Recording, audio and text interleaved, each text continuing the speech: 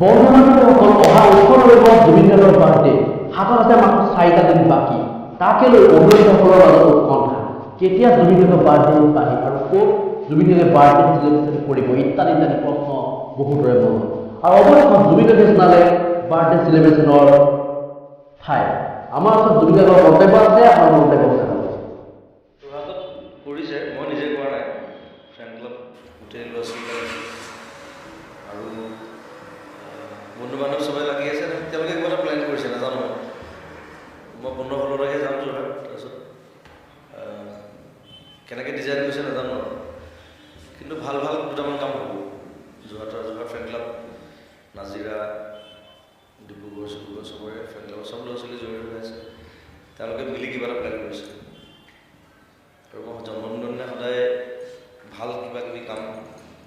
কৰাটো বিচাৰোঁ চেপন আছে চেপন ফ্ৰেণ্ড ক্লাব বহুত ডাঙৰ